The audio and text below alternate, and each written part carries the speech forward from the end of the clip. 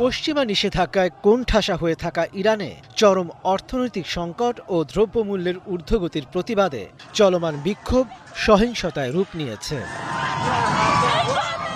আধা সরকারি সংবাদ সংস্থা ফার্স নিউজ জানিয়েছে, লোরেস্তান প্রদেশের একটি পুলিশ সদর দপ্তরে হামলার সময় অন্তত ৩ বিক্ষোভকারী নিহত এবং ১৭ জন আহত হয়েছেন।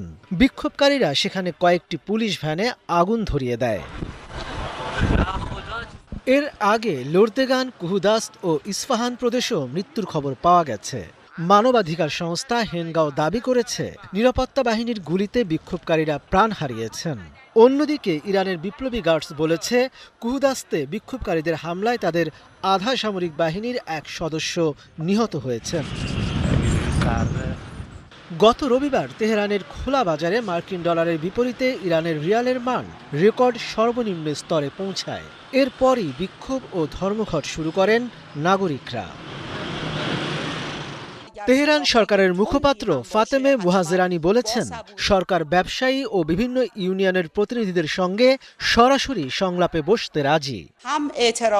সরকারের কাজ হলো মানুষের কথা শোনা এবং সমাজে বিদ্যমান সমস্যাগুলো সমাধানের জন্য একটি যৌথ বোঝাপড়ায় পৌঁছাতে সহায়তা করা। সরকার শান্তিপূর্ণ সমাবেশের অধিকার স্বীকার করে। দীর্ঘদিনের পশ্চিমা নিষেধাজ্ঞায় জর্জরিত ইরানের অর্থনীতি গত সেপ্টেম্বরের শেষ দিক থেকে আরও চাপে পড়েছে। তখন জাতিসংঘ দেশটির পারমাণবিক কর্মসূচির সঙ্গে সংশ্লিষ্টভাবে ১০ বছর আগে প্রত্যাহার করা আন্তর্জাতিক নিষেধাজ্ঞা পুনর্বহাল করে।